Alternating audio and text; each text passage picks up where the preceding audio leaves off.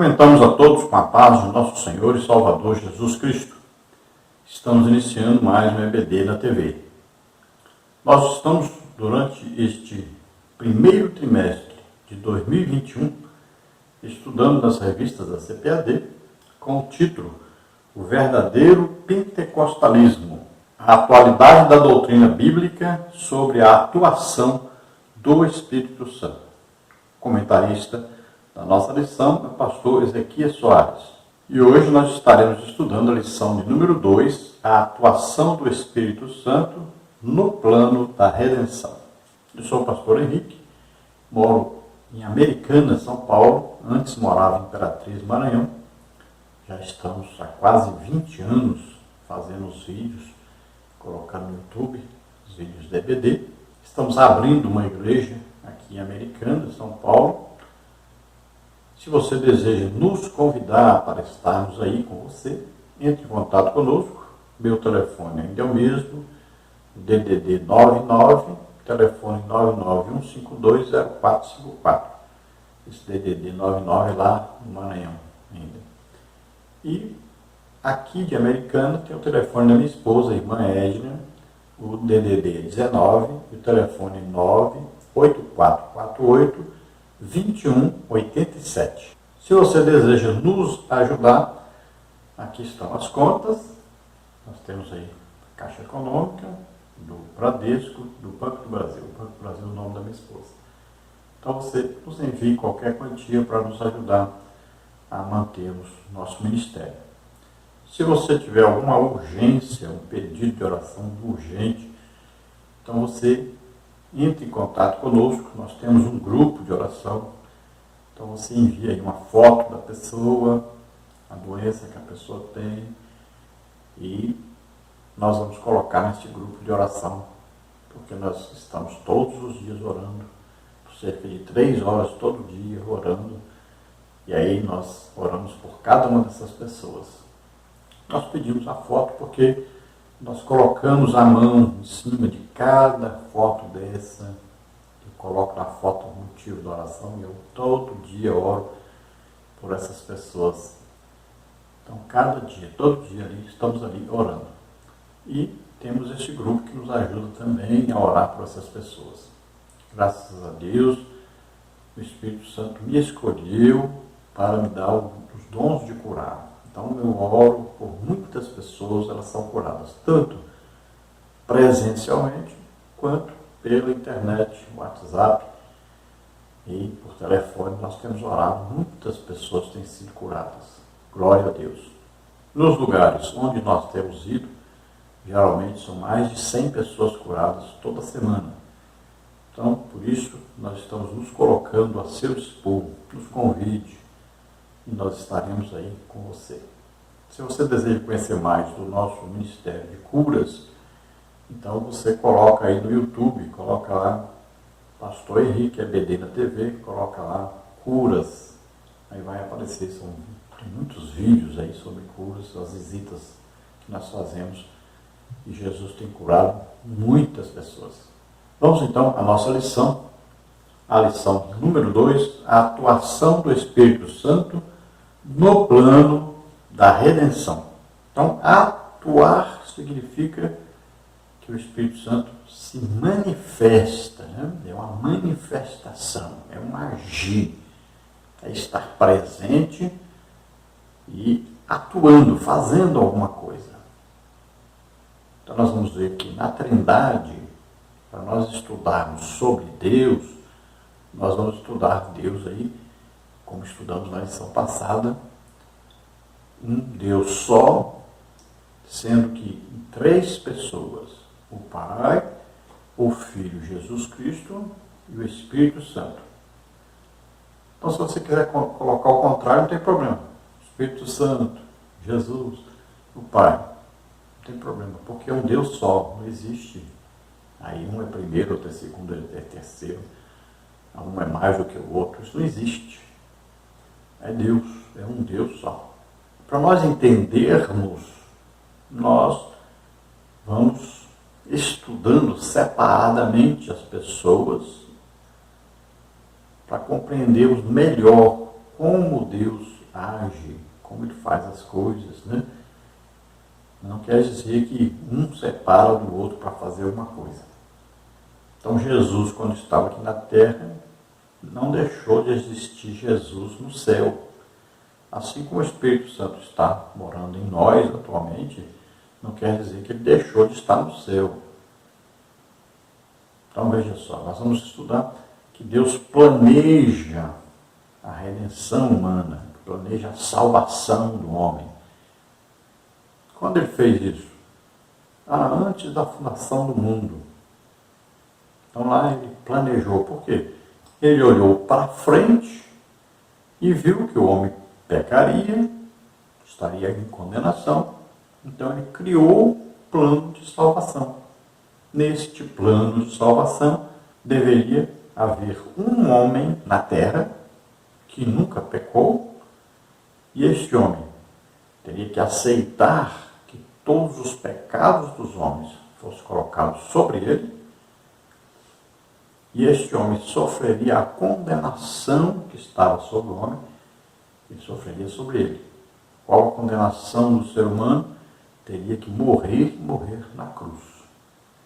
Então, este homem, sem pecado, deveria assumir então, o pecado todo sobre ele, as doenças, as enfermidades, as maldições, tudo que era contrário ao homem, sobre ele. E ele deveria morrer a morte que este homem merecia morrer. Deus achou esse homem? Nunca achou, nem nunca vai achar. O que Deus faz então? Ele mesmo vem à terra e ele morre em nosso lugar e ressuscita ao terceiro dia. Então esse é o plano de redenção. Redenção o que é? É comprar alguém que estava vendido, que era escravo, era libertar esse alguém que estava em escravidão. Então o ser humano foi vendido ao pecado. E havia um preço a ser pago, um resgate. Então você entende melhor se você olhar lá em Deuteronômio capítulo 25, o ano do jubileu, e você vai ver que o ano do jubileu indicava que neste ano todos deveriam ser colocados em liberdade. Isso acontecia de 50 em 50 anos. Então veja só, neste ano, alguém que estava pobre entre os judeus, o judeu ele é dono da terra, ele nunca deixa de ser dono da terra que Deus deu para ele. Mas se ele empobrecia, ele se vendia a um estrangeiro que era rico e ele ficava sendo escravo por um período. Até quando? Até o ano do jubileu. Quando chegasse o ano do jubileu, ele ficava livre, ficava dono da terra novamente. Então ele se vendia, ele e a família dele iam trabalhar de escravos para esse dono agora, que comprou. Então, se ele quisesse ficar livre dessa escravidão antes do jubileu, o que acontecia? Ele ia até um parente dele e pedia para que esse parente o comprasse de volta. E como é que era feita essa negociação? Esse parente chegava para esse estrangeiro e dizia para ele: vamos fazer o cálculo aqui, eu quero comprar o meu parente, para ele ficar livre novamente, ficar dono da terra novamente. Então se calculava quantos anos falta para o jubileu, porque no jubileu ele vai ficar livre. Então, dependendo dos anos que faltavam para o jubileu, é que se estipulava um valor para ser pago. Então veja só, nós estávamos vendidos ao pecado, nossa condenação era o inferno, depois lago de fogo e enxofre. Agora veja só, Jesus vem então e ele nos compra para Deus. Qual o valor? Seu sangue. Então nós custamos cada um. Por isso que a Bíblia diz: fostes comprados por bom preço. Olha, está bem claro, declarado na Bíblia, que o sangue de Jesus é que foi o preço pago. Então ele nos remiu, ele nos comprou, ele nos resgatou. nos libertou. Nós estávamos como escravos à venda, né, num grande mercado. Então, nós fomos comprados, resgatados. E o preço foi o sangue de Jesus. Isto é redenção. Então, Deus, Pai, planeja isso. Jesus Cristo é o verbo, ou seja, ele é a ação. Tudo que o Pai planeja, Jesus é quem vai executar. Agora, quem vai dar o poder para que esse plano seja executado é o Espírito Santo. E quem é que revela esse plano? É o Espírito Santo. Então, Deus Pai planeja a salvação do homem, a redenção do homem. Jesus vem executar. Precisava de um homem na terra que nunca pecou. Só Jesus Cristo é que veio à terra e nunca pecou. Precisava que ele aceitasse os pecados, doenças, enfermidades, maldições, tudo sobre ele. E ele aceitou. Precisava que ele morresse no lugar de todos os pecadores. E ele morreu no lugar de todos os pecadores. Então, ele derramou o seu sangue. Ele é o Cordeiro de Deus que tira o pecado do mundo. Então ele se ofereceu a si mesmo. Não era alguém que teria que ser obrigado a morrer por alguém. Não, ele deveria aceitar morrer no lugar de todos. E ele aceitou. Então ele morre e ele ressuscita. Ele é declarado justo. Ele nunca pecou para poder ir para o inferno e ficar lá.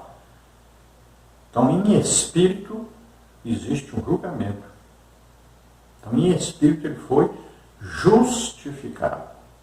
Ele creu que morria e creu que ressuscitava. Veja só. Ele diz, na minha vida ninguém me tira de mim. Eu mesmo a dou. Então ele deu a sua vida, sabendo que morreria e sabendo que ressuscitaria. Então, o terceiro dia ele ressuscita. Então, este é o plano da salvação, o plano da redenção do ser humano. E todo aquele que ouvir a pregação sobre este plano e crer nesta pregação é salvo. Então, nesta lição, nós vamos ver a atuação do Espírito Santo. Vamos ver que ele vai atuar fazendo a terra, criando todas as coisas, ele está presente ali. Não existe nada que Deus possa fazer sem ter poder para fazer. E o poder reside no Espírito Santo. Agora não podemos separar e dizer uma pessoa faz uma coisa independente da outra. Não. Quando Deus planeja, ali está o Pai, está o Filho, está o Espírito Santo. Quando Deus executa, ali está o Pai, o Filho e o Espírito Santo. Quando Deus revela, quando Deus dá o poder para ser executado qualquer coisa, ali está o Espírito Santo, mas também está Jesus e está o Pai. Deus não deixa de ser Deus para fazer alguma coisa. E nem Deus se divide para poder fazer alguma coisa. Deus é Deus, é Pai, Filho e Espírito Santo, é um Deus só. Então, para entendermos, é que nós separamos as pessoas. Então, o Pai planeja, Jesus executa e o Espírito Santo dá poder para ser executado isso e revela isso. Então, é bem fácil de entender. Por exemplo, nós vamos orar para alguém ser curado. Então, o Pai é que dá essa autorização para que as pessoas sejam curadas. Jesus é aquele que cura. Por isso é o verbo. Sempre Jesus está ligado ao quê? À ação. Jesus salva, cura, batiza no Espírito Santo, liberta. Jesus é que vem nos buscar. Olha, sempre existe uma ação. E o Espírito Santo, que fez o que? Ele capacitou Jesus para fazer a obra de nossa salvação. Veja que Jesus era guiado pelo Espírito Santo. Jesus era orientado pelo Espírito Santo. Jesus estava cheio do Espírito Santo. Olha aí. Então sempre o Espírito Santo está presente, dando poder e dando revelação de tudo que Jesus faz e que o Pai planejou. Mas tudo é Deus fazendo. Então, na cura, o Pai vem com a permissão, Jesus vem com a cura, mas o poder que Jesus usa para a cura é do Espírito Santo. Então, quando a pessoa é curada, olha, o Espírito Santo revelou aquilo que o Pai planejou, autorizou, aquilo que Jesus fez. Então, ele vem revelando. Então, é assim que funciona. Mas nunca pense que uma pessoa de Deus age aí independentemente de outra pessoa. Porque é um Deus só. Os três concordam num. Os três são um. O texto áureo diz: assim, pois, as igrejas em toda a Judéia e Galiléia e Samaria tinham paz e eram edificadas e se multiplicavam, andando no temor do Senhor e na consolação do Espírito Santo. Atos 9, 31. Então, em Atos, nós vemos, esta ação do Espírito Santo aí, atuando junto à igreja, usando os crentes para fazer uma grande obra de evangelização. Em todo o livro de Atos dos Apóstolos, nós vamos ver aí a presença do Espírito Santo. Porque, olha só, quando Lucas escreve o Evangelho, ele escreve o que Jesus estava fazendo. Jesus fez isso aqui na terra enquanto ele estava aqui. Quando ele escreve Atos dos Apóstolos, então ele vai escrever o que Jesus continua a fazer na terra, só que através do Espírito Santo que está nos apóstolos. Veja só. Então, Jesus em pessoa estava fazendo nos evangelhos. Agora, Jesus continua fazendo, mas através do Espírito Santo que mora em nós. Olha, o mesmo Espírito Santo que dava poder a Jesus para expulsar o demônio, para fazer um paralítico andar, um cego ver, um surdo ouvir, o mesmo Espírito Santo é o que está dentro de nós. E ele nos dá o mesmo poder. Então a gente vê pessoas hoje que se escandalizam, que a gente vai num lugar, tem lugar que são mais de 200 pessoas curadas. E tem crente que se escandaliza com isso. Eu fico imaginando, como é que esse crente faria se ele visse Jesus curando aí milhares de pessoas num dia só? É assim que funciona. Nós ficamos assim até preocupados às vezes com os crentes. Que eles não acreditam que nós estamos aqui representando Jesus, que o mesmo Espírito Santo que estava em Jesus está em nós. E Jesus disse: vocês farão obras maiores do que essas. Porque eu vou para o Pai. Ele ficou fazendo milagre durante 3 anos e meio. Nós temos a vida inteira. Veja só, nós precisamos entender essas coisas. E para nós não podemos fazer com que o pentecostalismo se resuma apenas ao batismo do Espírito Santo e falar em línguas. E é o que tem ocorrido na igreja. Parou aí. Tem todos os dons à nossa disposição. Nós temos que sermos instrumentos de Deus na evangelização, ganharmos aí milhões de almas. Nós não podemos continuar nesta igreja que passa 70% do culto cantando. Não chama as pessoas, não ora pelas pessoas. Um evangelho que não vai para as ruas orar, expulsar demônios, ser instrumento de milagres. Nós não podemos continuar assim. As pessoas se afastaram da igreja porque veio uma pandemia e ao invés da igreja ir atrás das pessoas, orar por elas serem curadas, os líderes se encolheram com medo. Não pode ser assim. Jesus não ficou com medo da lepra que as pessoas tinham. Jesus não colocou máscara e nem ficou de longe com medo de encostar no leproso. Não podemos continuar assim. Isso não é a igreja de Jesus. Este não é o Evangelho de Jesus Cristo.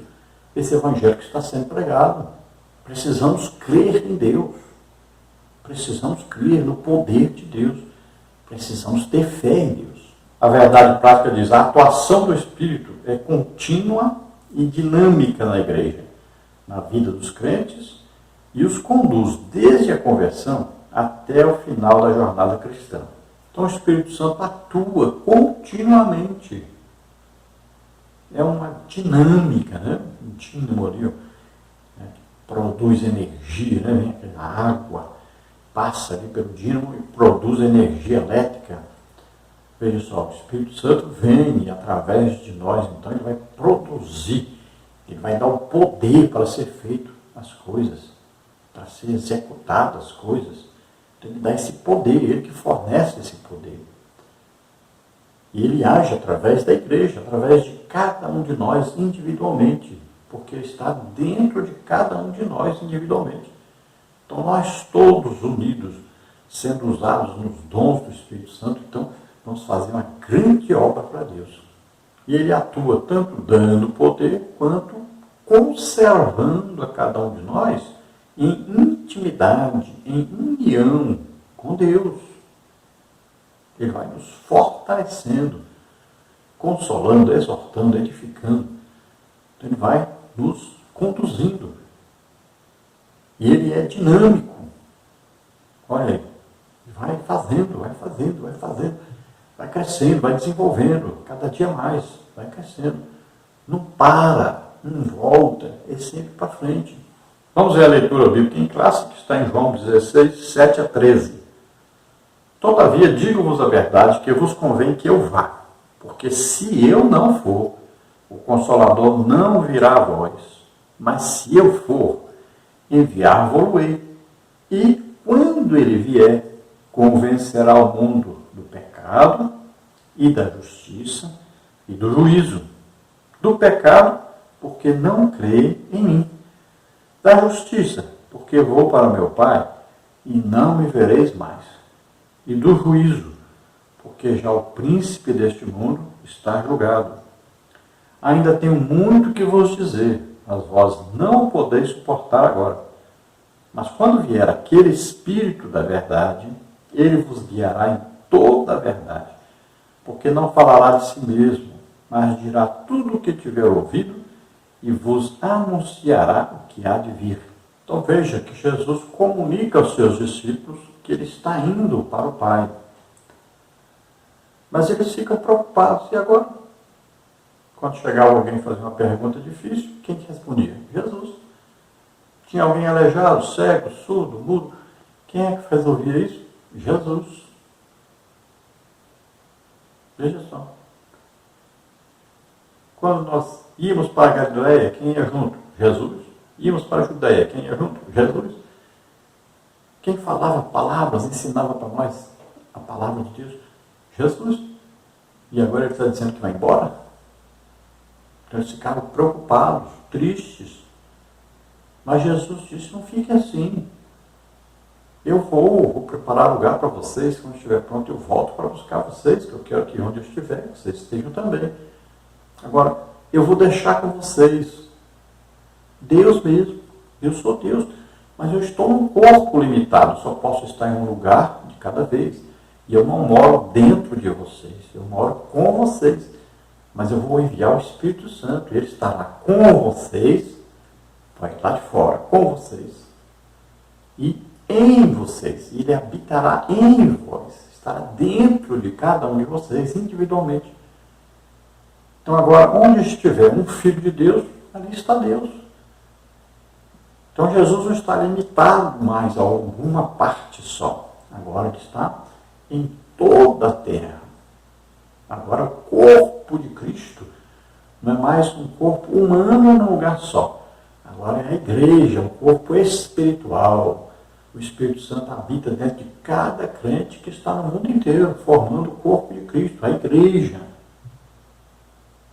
Então Jesus está em toda parte ao mesmo tempo. Antes ele estava em espírito. Não é? Agora ele está tanto em espírito como em corpo humano. Porque dentro de cada crente ele mora. Então ele está tanto espiritualmente como corporalmente, humanamente também. Porque cada crente representa Jesus. Cada crente tem Jesus morando dentro de si, através do Espírito Santo. Então Jesus disse, olha, convém que eu vá, que só é possível acontecer isso, do Espírito Santo estar dentro de cada um, depois que eu for. Se eu não for, não tem jeito dele vir. Então é necessário, Jesus está dizendo para eles, é necessário que eu vá. Aí quando eu for, o Pai enviará o Espírito Santo em meu nome. E ele vai habitar convosco e em vós. Lá de fora e lá de dentro ao mesmo tempo. E o que acontece? Ele vai convencer as pessoas. Então quando a pessoa ouvir o Evangelho, ele vai ouvir sobre o pecado. Ele vai ser convencido que ele está em pecado. Qual é o grande problema das pessoas? As pessoas religiosas. É que eles acham que fazendo alguma coisa, dando uma esmola, alguma coisa, eles estão cobrindo o pecado. Então eles não precisam de um Salvador, porque não se julgam pecadores. Então ele precisa ser convencido de que ele é um pecador. Que ele precisa de perdão.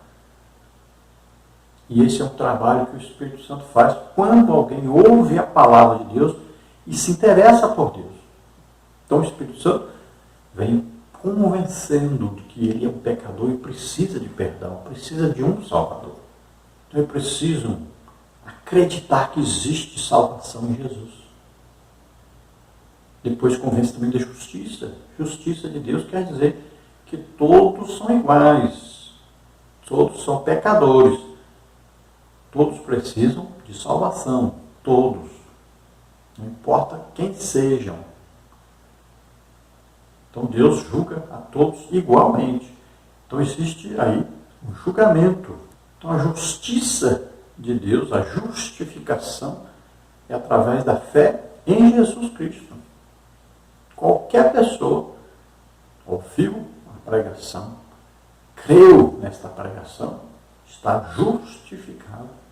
É pela fé. Nós somos justificados, é pela fé em Deus. Ninguém é salvo porque já foi escolhido para ser salvo, e outro foi perdido porque foi escolhido para ser perdido. Não. Ouve o Evangelho, crê no Evangelho, está salvo, está justificado. É pela fé, no ouvir a palavra de Deus e crer.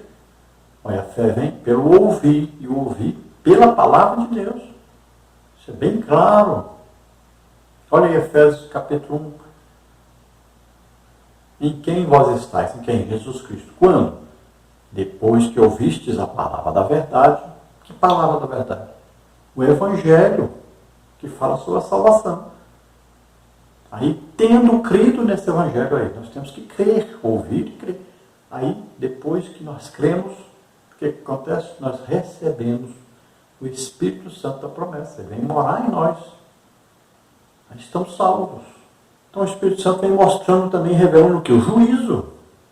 Revelando que existe um juízo para quem não se converte, para quem não se arrepende dos seus pecados, para quem não aceita Jesus como Salvador e Senhor. Existe um juízo determinado. Existe um juízo que vai lançar a pessoa no inferno e depois no lago de fogo e enxofre. Então o Espírito Santo vem convencendo o homem que ele é pecador, precisa se arrepender.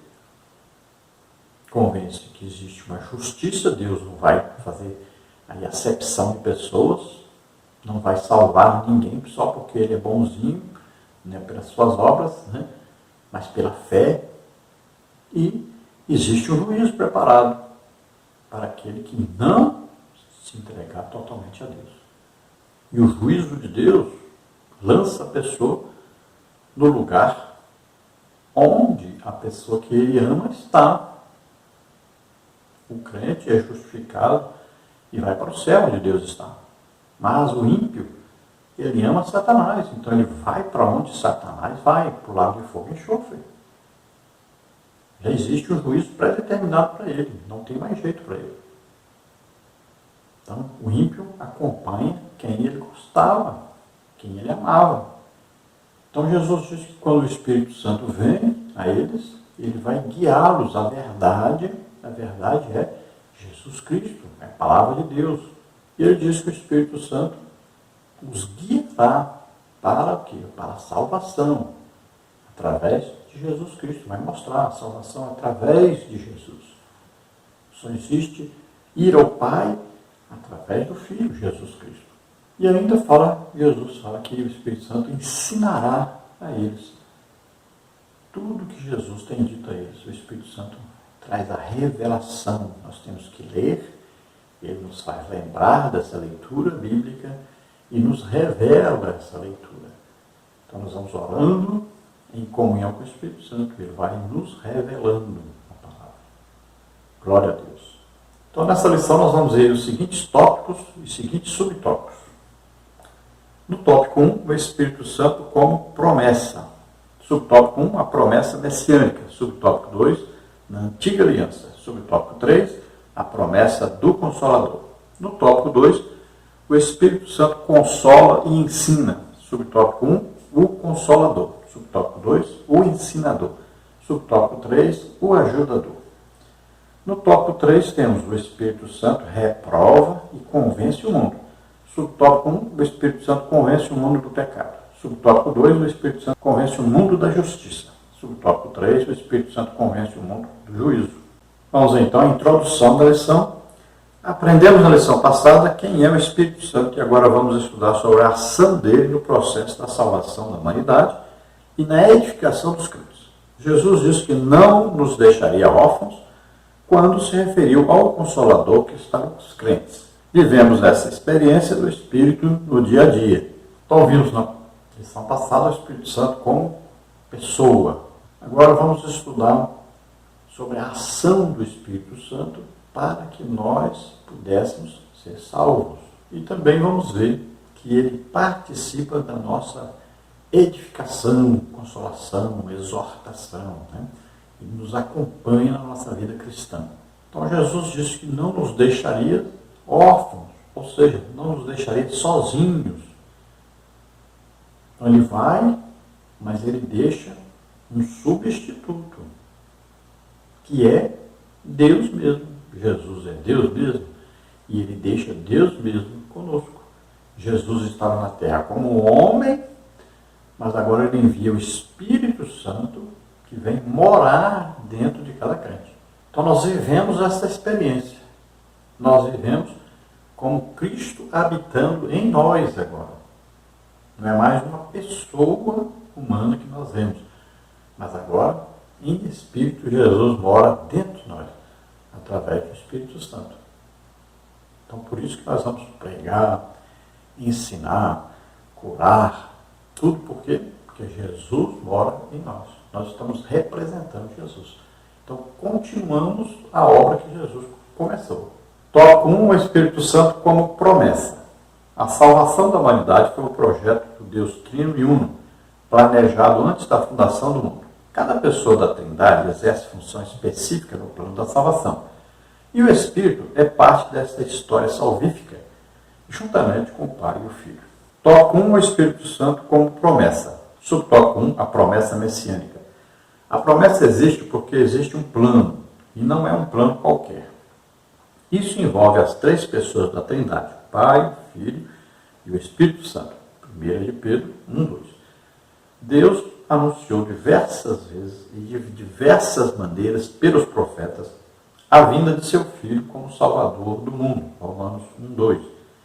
Isso significa a participação do Espírito Santo, de modo que a promessa messiânica é acompanhada da promessa do Espírito. Isaías 32:15, 42:1-2, Isaías 61:1.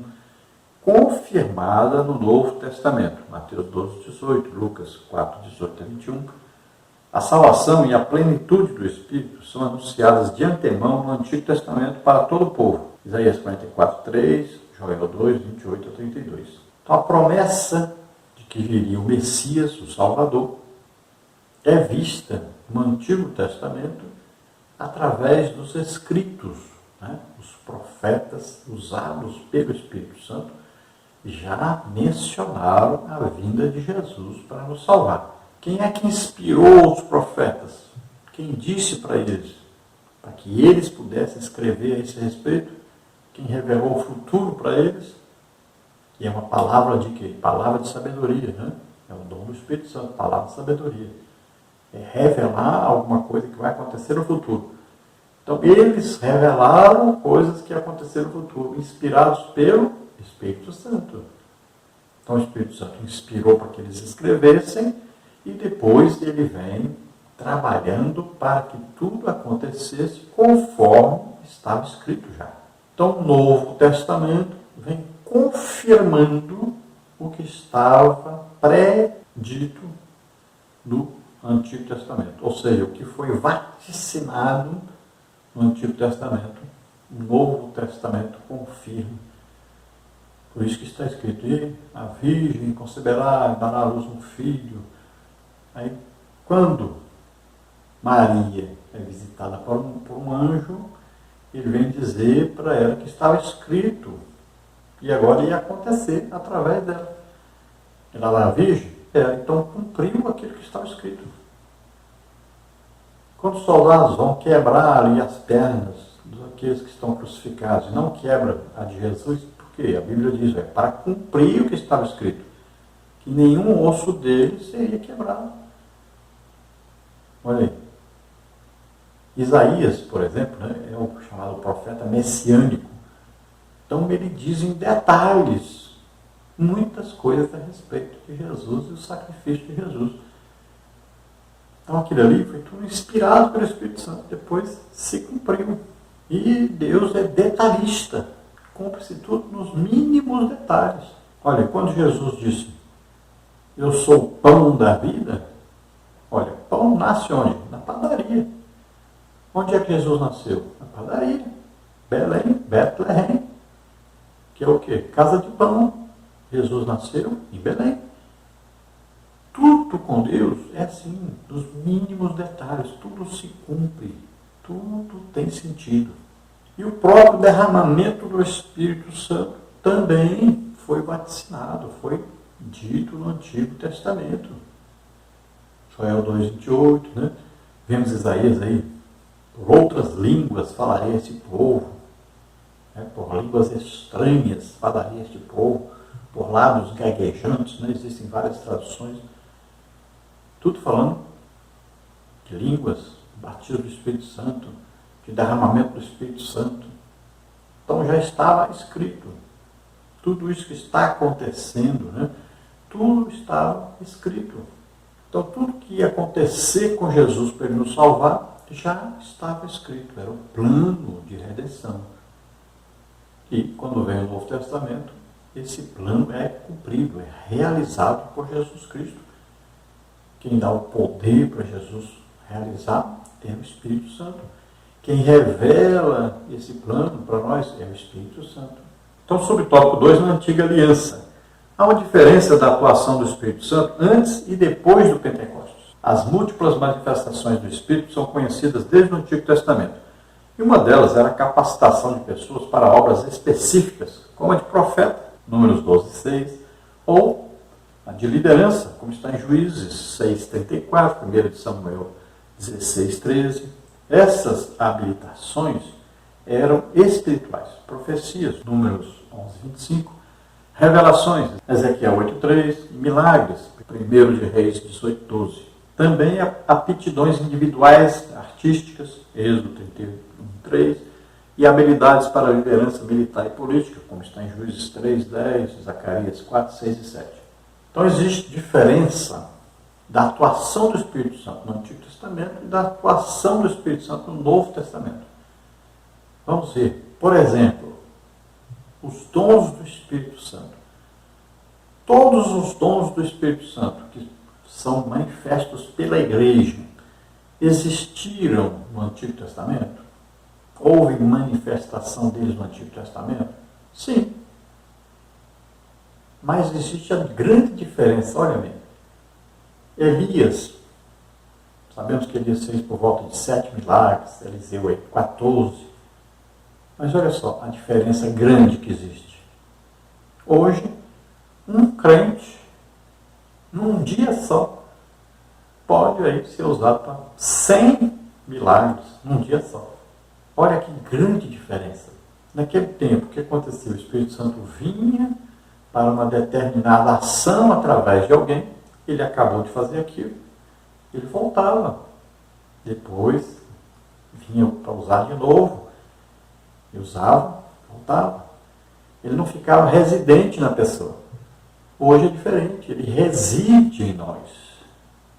Nós somos templo do Espírito Santo, morada do Espírito Santo, habitação do Espírito Santo. Nós somos o que? Tabernáculo do Espírito Santo. Então ele mora dentro de nós. Então o poder que ele tem é imenso. Não tem como alguém mensurar, dizer ele pode isso, não pode isso. Não existe nada impossível para Deus. E ele está dentro de nós. Mora em nós. É muito diferente do Antigo Testamento. Então você fala assim, mas e línguas? Será que alguém falou no Antigo Testamento? Sim. Os eruditos, que realmente entendem, né, que são crentes hoje, né, aqueles judeus que hoje se converteram ao Evangelho, quando Bildade e Medade ali, eles falaram, né, profetizaram no arraial, quando Moisés escolhe aqueles 70, né, esses dois ficaram para trás. Então, os eruditos dizem que ali quer dizer falaram em línguas desconhecidas.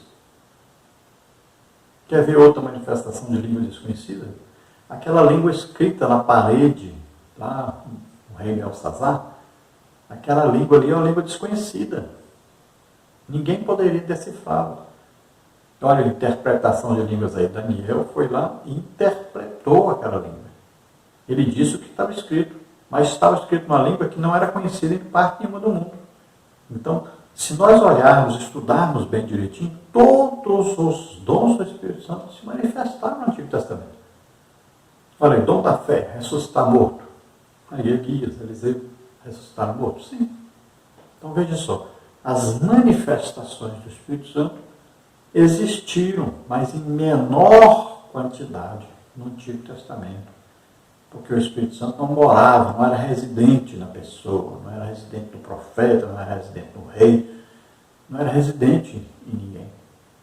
Mas no Novo Testamento, ele é residente, por isso essa multiplicação. Por isso que nós podemos hoje orar e milhares de pessoas serem curadas, enquanto no Antigo Testamento quem mais foi usado aí em curas e tal, milagres, foi Eliseu. Aí, pouquíssimas vezes, durante toda a sua vida. Já no Novo Testamento, um crente, só um crente, é usado às vezes por milhares de curas e milagres. Um crente só. Então você entende direitinho como é que funciona. É completamente diferente. Então existia lá, por exemplo, alguém que era um juiz, né, que julgava as causas, alguém que liderava Israel. Hoje existem quantos líderes?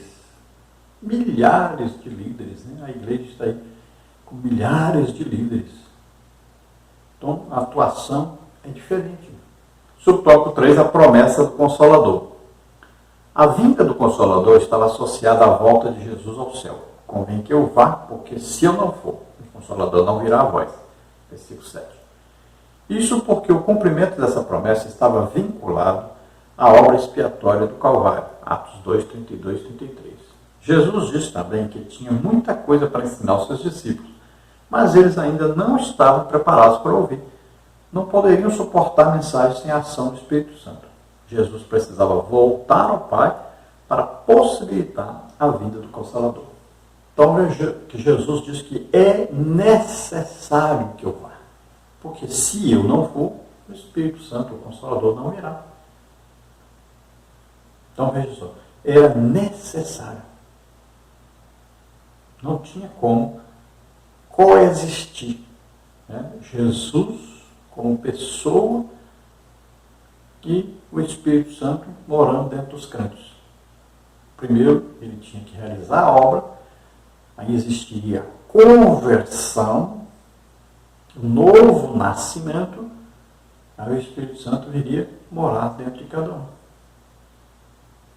Então veja, que é só depois que Jesus morre e ressuscita, é que ele vem e assopra sobre os discípulos o Espírito Santo. Só depois. Veja só, antes dele morrer na cruz, ele não fez isso. Antes de Jesus morrer na cruz, nenhum apóstolo, nenhum discípulo, ninguém tinha o Espírito Santo morando dentro dele. Só após a morte e a ressurreição de Jesus é que o Espírito Santo veio morar dentro do crente. Então, quando Jesus chega, ele assopra sobre eles. Recebei o Espírito Santo. Então, veja, ele assopra sobre eles. E vem, então, o Espírito Santo agora morar dentro de cada um deles. Então, está aí a inauguração desse morar do Espírito Santo no crente. O dia que Jesus assoprou sobre os discípulos. Foi a primeira vez que o Espírito Santo vem morar dentro de um ser humano. Agora depois vem o dia do Pentecostes, né? Estavam reunidos ali, cerca de 120 pessoas. Eles ouviram um som como de um vento. Agora é um sopro diferente. É Jesus do céu assoprando sobre eles. Agora é um sopro espiritual. E agora vem o quê? O revestimento de poder. Agora eles recebem o batismo do Espírito Santo. E eles falam em línguas quando recebem esse batismo do Espírito Santo, comprovando que agora eles receberam poder para evangelizar, para pregar, para ministrar curas, libertações, né? Eles recebem poder extra para fazer a obra de Deus. São capacitações. Agora eles estão prontos para receber os dons. Antes não estavam. Então, existem passos, né? Primeiro, recebe o Espírito Santo, aceitou Jesus como Senhor e Salvador, recebeu o Espírito Santo. Depois, vem a capacitação. Então, é gradativa a revelação do Espírito Santo. É gradativo o uso do Espírito Santo. Então, a pessoa é batizada do Espírito Santo, agora está pronto para receber o dom do Espírito Santo. Aí recebe um dom, busca mais, tem mais, não é só um. Vai buscando. E vai recebendo mais, vai sendo mais capacitado. Está tão difícil de alguém querer os dons, de ser usado em dons, que muitas pessoas estão recebendo vários dons numa pessoa só, devido a essa escassez de gente desejando. A Bíblia diz desejar as coisas que são de cima, não as coisas que são de baixo. Mas as pessoas estão presas nas coisas aqui da terra. Tópico 2, o Espírito Santo consola e ensina. O Consolador é enviado pelo Pai em nome de Jesus para ensinar os discípulos e fazê-los lembrar de tudo o que o Filho ensinou e para testificar dele.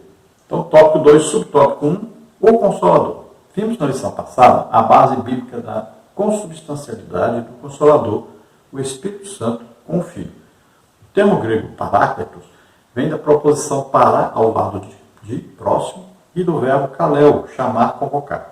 De modo que essa palavra significa defensor, advogado, intercessor, auxiliador, ajudador, paracleto. Esse vocábulo só aparece 5 vezes no Novo Testamento. 4 vezes se refere ao Espírito Santo, João 14, 16, 26, 15, 26, 16, 7. E uma ao Senhor Jesus, traduzido por advogado, em 1 de João 2, 1. A ideia de parácletos é de alguém chamado para estar ao lado para ajudar. A tradução consolador é mais apropriada no contexto da promessa anunciada por Jesus no Evangelho de João. Então Jesus diz que o Consolador virá. Que o Consolador, então, para nós já veio, é o Espírito Santo. Então, olha, a principal função do Espírito Santo é nos ajudar. Então vamos dar um exemplo. Se eu estou aqui com um tablet, aí vamos dizer que seja uma coisa bem pesada. Então, eu vou pegar aqui de um lado e não vou dar conta de levantar. O que eu faço? eu chamo alguém para ajudar. Falei, me ajuda aqui a levantar isso. Então alguém vem, pega do outro lado e nós levantamos. Olha, então veio um ajudador e me ajuda. Entendeu? Olha, eu vou orar. Estou aqui orando. Então eu digo ao Espírito Santo, me ajuda a orar. A Bíblia diz, olha, que o Espírito Santo nos ajuda a orar. Ele até intercede por nós com gemidos inexprimíveis. Então ele nos ajuda a orar, ele conserta a nossa oração. Ele arruma essa oração. Então eu vou orar, eu peço auxílio ao Espírito Santo, ele vem e pega do outro lado. Nós vamos orar. É assim que funciona. Esse é o Consolador. Olha, eu vou ler a Bíblia. Aí, estou lá, não estou conseguindo entender. O que eu faço? Espírito Santo, me ajuda aqui. E ele vem, pega do outro lado. Ele vai agora o quê? Me ensinar, me ajudar a entender aquilo que eu estou lendo. Esse é o Consolador. O Espírito Santo. Está todo o tempo conosco para nos ajudar. O problema é que as pessoas não se lembram disso, ou não sabem disso, ou não pedem ajuda. Subtópico 2, o ensinador. O Espírito Santo é alguém como Jesus, da mesma substância, glória, poder e majestade, razão pela qual o Senhor se refere a ele como outro Consolador. João 14,16. Alguém com as mesmas prerrogativas do Filho. Jesus diz que o Pai ensina, João 6,45. O ensino era parte do ministério de Jesus, Mateus 4,23, 7,29. De modo que essa tarefa é parte também da atuação do Espírito Santo. Mas aquele Consolador, o Espírito Santo, que o Pai enviará em meu nome, vos ensinará todas as coisas e vos fará lembrar de tudo quanto vos tenho dito. João 14,26. O Espírito nos ensina a compreender as Escrituras para a evangelização. 1 Coríntios 2,13.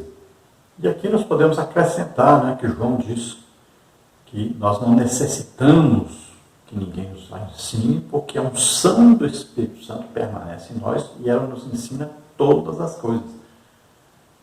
Então veja bem que o Espírito Santo nos ensina, ele nos auxilia para compreendermos a palavra de Deus.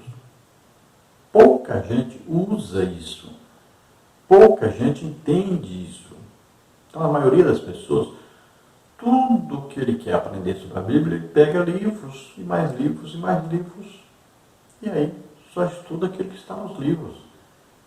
Mas ele não para orar. Se ele estivesse jejuando, orando e pedindo revelação ao Espírito Santo, ele entenderia muito melhor do que apenas lendo livros. Muitas vezes os livros fazem confundir a pessoa até. Podem ajudar? Depende. Quem escreveu o livro? Será que ele recebeu a revelação do Espírito Santo? Ou será que ele buscou no outro livro? E aí, acaba a pessoa bagunçando o seu entendimento, muitas vezes entendendo de maneira errada alguma coisa, porque a pessoa onde ele buscou também buscou em outra pessoa que acabou chegando a alguém que ensinou errado. Então sempre podemos consultar os livros? Podemos. Mas sempre temos que estar lendo a Bíblia e sempre buscando a revelação do Espírito Santo. Esta é perfeita. Então ele nos ensina todas as coisas. E se nós estamos lendo a Bíblia, ele nos fará lembrar. A hora que para nós entendermos, ele nos faz lembrar. A maioria das revelações do Espírito Santo acontece quando? Quando nós estamos lendo alguma coisa no Novo Testamento, nós não compreendemos, o que ele faz? Ele pega e nos leva lá no Antigo Testamento e nos faz lembrar de alguma coisa que está escrito lá, e você junta isso com aquilo que você está lendo aqui no Novo Testamento e de repente você compreende. Então ele revela para nós a palavra de Deus. Não é apenas intelectualmente que a pessoa pega a Bíblia, né? Existem religiões, várias religiões aí, que pegam a Bíblia uma coisa e vai atrás daquela coisa em vários lugares na Bíblia. Então, ele vai pegar subsídios para aquilo. Só que ele pode pegar o mesmo assunto ali, em outro lugar, e não ser aquele lugar complemento disso. E ele fica embaralhado, não consegue entender. Esse é o problema. Já o Espírito Santo nos leva exatamente ao lugar onde nós vamos compreender. Nós entendemos claramente isso. Vamos dar um exemplo. Quando fala na Bíblia, batismo com o Espírito Santo com fogo. Aí a pessoa pega fogo, é juízo e pronto. Aí ele engasga, ele engata aí numa marcha e vai buscando juízo, fogo e tal e tal. Na Bíblia tem, várias referências tem. Só que ele esquece que muitas vezes Deus se manifestou com fogo e sem trazer juízo nenhum. E ele não consegue entender a linguagem espiritual dessa passagem. Então ele pensa que é juízo. Então deu para entender? Por isso é que a pessoa se confunde. Ela não busca a revelação do Espírito Santo, mas ela vai buscar aí versículos que falam sobre fogo. E aí se confunde. E nós vamos falar sobre isso nesse trimestre. Né? O tópico 3, o Espírito Santo reprova e convence o mundo.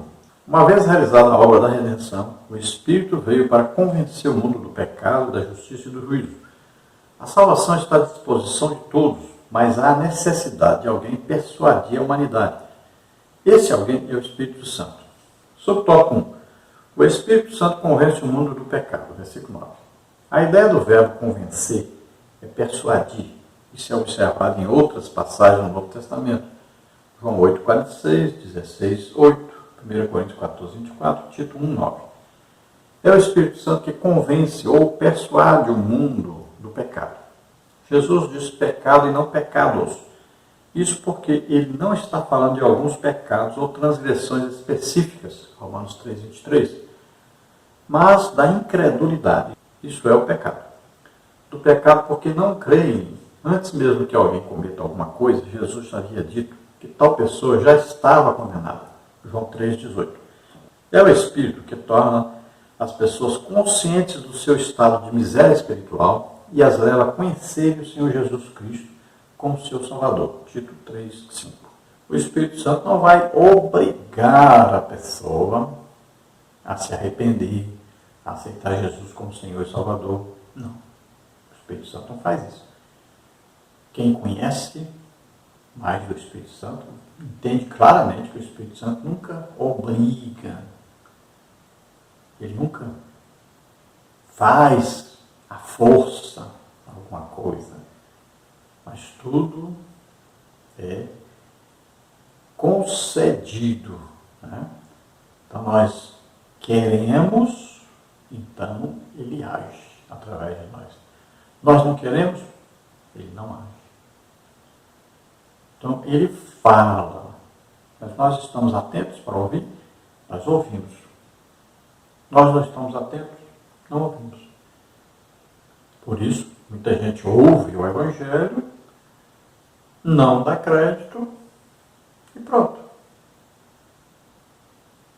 Jesus disse, olha, Jerusalém, Jerusalém, quantas vezes eu quis ajuntar vocês com uma galinha junto aos pintinhos, mas vocês não quiserem. As pessoas podem resistir. Então o Espírito Santo vem mansamente, agora só naquele que quer. Então a pessoa está ouvindo o Evangelho, ele quer Deus, aí o Espírito Santo entra em ação. Porque a pessoa, qualquer religião, tenta se justificar por obras. Então a pessoa começa a dizer, não, mas eu fiz isso, eu fiz aquilo, Deus vai me lançar no inferno, não, que Deus é bom. E tal, eu sou bonzinho, mas não faço isso, eu não faço aquilo. Então a pessoa começa a se justificar. Isso corta qualquer relação com a salvação. Impede a pessoa de ser salva. Porque ele não enxerga a condição pecaminosa que ele está. Então, quando ele ouve o Evangelho, a pregação da palavra de Deus, o que acontece? Ele quer Deus, então o Espírito Santo entra. Então o Espírito Santo entra em ação para convencê-lo de que ele está em pecado, está afastado de Deus. Segunda coisa, ele vai ensiná-lo que ele precisa de um Salvador, que é Jesus Cristo. E terceira coisa, ele mostra para essa pessoa que se ele continuar em pecado, ele vai para o inferno, vai para o lago de fogo e enxofre, será condenado. Então, olha só, o Espírito Santo vem convencendo, vem ali mostrando a realidade para o pecador. E aí o que ele faz? Se arrepende do seu pecado, aceita Jesus como Salvador e Senhor, e agora recebe o Espírito Santo, está salvo, se torna filho de Deus, nasceu de novo, morreu para a velha natureza, para o pecado, nasceu para Deus, morreu para o reino de Satanás, nasceu para o reino de Deus. Então saiu do reino de Satanás, entrou para o reino de Deus. Então, novamente, Efésios capítulo 1, aí você entende, olha só. Em quem vós estáis? Em Jesus Cristo, né? Depois de quê? Depois que ouvistes a palavra da verdade. Qual a palavra da verdade? O Evangelho da salvação. Ou seja, o Evangelho que fala sobre a salvação. A pregação do Evangelho. Que Jesus veio, levou nosso pecado sobre ele, morreu em nosso lugar na cruz, ressuscitou. Essa é a pregação do Evangelho. Aí, tendo crido, olha só, acreditamos nessa palavra, nessa pregação, olha aí, a fé vem pelo ouvir a palavra de Deus. Olha, ouvimos a palavra de Deus, nós acreditamos nessa palavra. E aí o que acontece? Recebemos o Espírito Santo, recebemos a salvação, porque o Espírito Santo consegue agora penetrar e nos convencer que precisamos nos arrepender, aceitar Jesus como Senhor e Salvador e nos sermos livres da condenação eterna. Subtópico 2, o Espírito Santo convence o mundo da justiça. Versículo 10. A justiça, aqui o Espírito Santo convence o mundo, é a justiça impecável de Cristo. João 8,46. Isso porque Jesus morreu e ressuscitou dentre os mortos e está à destra de Deus intercedendo por nós. Romanos 1,4, Hebreus 7,25. Ele voltou para o Pai e o mundo não o vê, mas o Consolador continua persuadindo as pessoas da justiça de Cristo. É por meio do Espírito que todos nós chegamos à convicção de que necessitamos da salvação. O Consolador nos leva a Jesus, nosso advogado. Temos um advogado para com o Pai, Jesus Cristo, o justo. E ele é propiciação pelos nossos pecados, e não somente pelos nossos, mas também pelos de todo mundo. 1 João 2, 1 e 2. Então Jesus disse que o Espírito Santo convence o homem da justiça, porque ele está indo para o Pai, né? Então a justiça aí quer dizer que sem Jesus não há salvação. A justificação é pela fé. A fé em quem? Em Jesus Cristo. Na obra que Jesus fez por nós. É a fé na pregação do Evangelho. Por isso que a pregação tem que ter o Evangelho. A pregação tem que falar sobre o plano da redenção. Então, a pregação tem que falar que Jesus veio, ele nunca pecou, tomou os pecados de toda a humanidade sobre ele, não só pecados, como doença, enfermidade, maldições, pegou sobre ele, morreu em nosso lugar, e também tem que ser pregado, que ele morreu, mas ele ressuscitou. Então esse é o Evangelho. É assim que se ganha almas, pregando o Evangelho. Evangelho simples, mas puro, legítimo, verdadeiro. Não é pregando emocionalismo para as pessoas. Não existe mais pregação do Evangelho. Nós estamos vendo. As igrejas só pregam mensagens de autoajuda. E o Evangelho? Onde fica? Então é preciso pregar o Evangelho legítimo. É preciso ir até as pessoas, pregar o legítimo Evangelho. E eles precisam saber que são pecadores e que tem um destino para eles, é o inferno. Só tem um jeito de livrar desse destino, é aceitando Jesus como único Salvador e Senhor. Então esse é o legítimo Evangelho, deve ser pregado. Nós temos que livrar essas pessoas do inferno. Quantos estão morrendo indo para o inferno? Principalmente nessa época. Eles ouviram o Evangelho? Talvez nunca ouviram. Se ouviram, ouviram lá em alguma religião que não prega o legítimo Evangelho. E eles morreram enganados. morreram em sua religião. Então temos que pregar, é urgente pregarmos o legítimo evangelho para que as pessoas sejam salvas.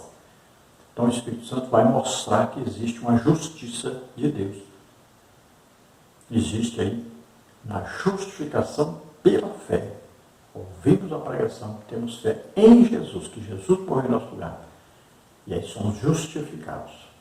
Tópico 3, o Espírito Santo convence o mundo do juízo. Jesus disse ainda, e do juízo, porque já o príncipe deste mundo está julgado. O príncipe deste mundo é uma referência a Satanás, derrotado com a vitória de Cristo no Calvário. João 12, 31, 33, 14, 30. O Espírito Santo convence o mundo do juízo, ou seja, trata-se de julgamento. Que julgamento? Nossos pecados foram julgados em Cristo na cruz. E Satanás perdeu as multidões do mundo que vieram a Jesus pela ação do Espírito Santo. Mas esse julgamento se refere ao mesmo tempo ao julgamento de Satanás, que já começou e será concluído na consumação dos séculos. Mateus 25, 41, Apocalipse 12, 7 a 10 e 20, 10. O diabo ainda luta numa batalha que já foi perdida. Esse juízo é uma referência ao julgamento dos nossos pecados na cruz do Calvário e ao mesmo tempo ao julgamento de Satanás, que já foi vencido por Jesus na sua morte e ressurreição. Então aí é como se Jesus dissesse, olha, Satanás já foi julgado e já foi condenado. Olha, o inferno foi preparado para Satanás e os seus anjos. Ele já foi condenado. Já está escrito a respeito dele para onde ele vai. O destino dele já está selado. Não tem jeito para ele. Isso mostra para nós que cadeia não conserta ninguém. Né? Satanás vai ficar 1000 anos preso e mesmo assim vai ser lançado no lago de fogo e enxofre. Então, veja bem que Jesus está dizendo para nós, olha, Satanás já está julgado, está condenado. Então não siga Satanás. Jesus disse, a condenação é esta, olha, que eu vi o mundo e eles amaram mais as trevas do que a luz. Jesus é luz, mas eles amaram foi Satanás. Então essa é a condenação, é o juízo. Olha, não fique com Satanás. Fique com Jesus. Então existe um julgamento, um juízo final.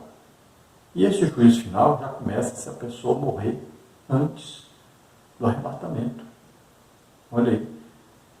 A pessoa morreu, a Bíblia diz, após a morte, sexo e juízo. Então, imediatamente após a morte, vem aí o anjo levar. Ou leva para o inferno, ou leva para o paraíso. Já começa aí o juízo.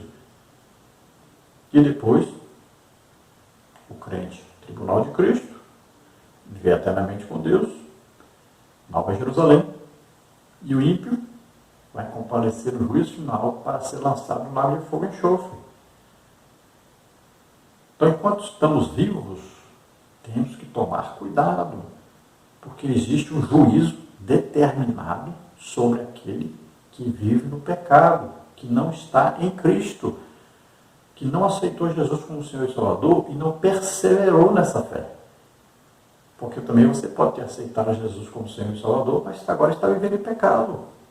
Gente, o que tem de crente dentro da igreja, vivendo em pecado, é coisa terrível. E aí Jesus vem e você fica, porque você amou mais as trevas do que a luz. E existe um juízo determinado para o pecador. Conclusão agora. Diante do exposto, ficamos sabendo que o sentido de consolador aplicado ao Espírito é inerente à sua natureza e obra. O Espírito Santo atua na igreja para guiar o povo de Deus de forma coletiva, com as ovelhas individualmente, e age também no mundo no processo da salvação. Então vimos aí que o Espírito Santo age, sempre agiu e continua agindo para a salvação do ser humano. Tanto ele esteve presente na criação, como nas profecias a respeito da vinda de Jesus, como no ministério de Jesus, como na igreja, no nascimento da igreja, na condução da igreja, e continua atuante. Por isso é que nós acreditamos, né? Temos certeza, isso acontece na minha vida.